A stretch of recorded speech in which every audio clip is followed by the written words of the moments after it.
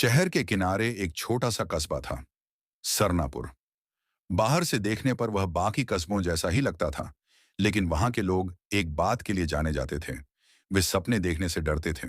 कहते थे, ज्यादा ऊंचा सपना देखा तो गिरने में ज्यादा चोट लगती है।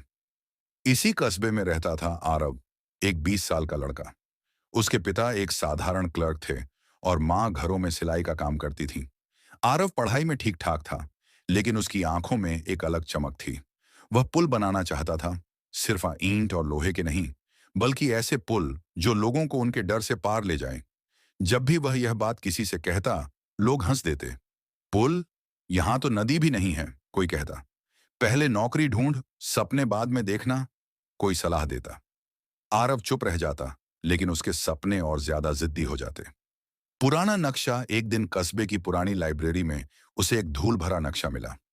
नक्शे में कस्बे के पास बहने वाली एक नदी दिखाई गई थी, सूर्या नदी। लेकिन हैरानी की बात यह थी कि आज वहां कोई नदी नहीं थी। लाइब्रेरियन बूढ़े बाबा ने बताया, बरसों पहले नदी बहती थी, पर एक हादसे के बाद लोग डर गए। उन्होंने नदी का रास्ता मोड़ दिया। कहते हैं, जो पुल वहां बना था वह शीशे का था। शीशे का पुल?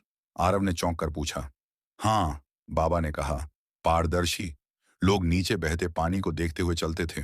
लेकिन एक दिन किसी का पैर फिसला और उसके बाद किसी ने फिर पुल बनाने की हिम्मत नहीं की। उस दिन आरव देर तक नक्शे को देखता रहा। आरव ने तय कर लिया, वह उसी जगह एक नया पुल बनाएगा। जब उसने यह बात पंचायत में रखी, तो हंसी की आवाज गूंज उठी।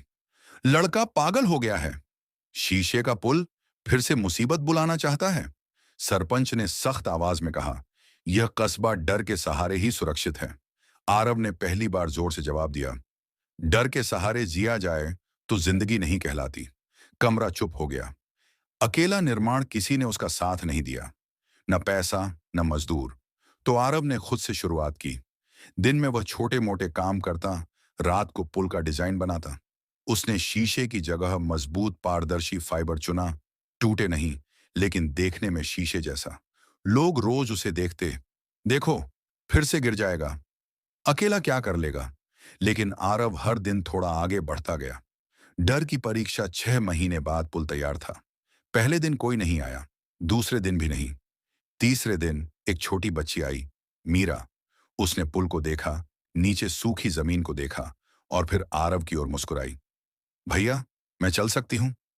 आरव का दिल धड़क उठा। हाँ, उसने धीरे से कहा। मीरा ने पहला कदम रखा, फिर दूसरा, फिर पूरा पुल पार कर गई। पीछे खड़े लोग सन्न रह गए। कस्बे का बदलना, धीरे धीरे लोग आने लगे। पहले बच्चे, फिर महिलाएं, फिर बुजुर्ग। किसी ने कहा, नीचे देखकर डर लगता है, लेकिन चलने पर अच्छा लगता है। कुछ ही हफ्तों में पुल कस्बे की पहचान बन गया। जहां डर था, वहां अब लोग रुककर बातें करते। जहां चुप्पी थी, वहां हंसी गूंजने लगी। सरपंच एक दिन चुपचाप आया, पुल के बीच में रुककर नीचे देखा, फिर आरव से कहा, शायद हमें डर से नहीं, समझ से पुल बनाने चाहिए थे। गहरी बात, एक शाम आरव पुल पर खड़ा था। सूरज ढल रहा था और पारदर्शी फर्श पर सुनहरी रोशनी फैल रही थी। मीरा दौड़ते हुए आई। भैया, अगला पुल कहां बनेगा? आरव मुस्कुराया। जहां लोग डर के कारण रुक गए हैं, वहीं।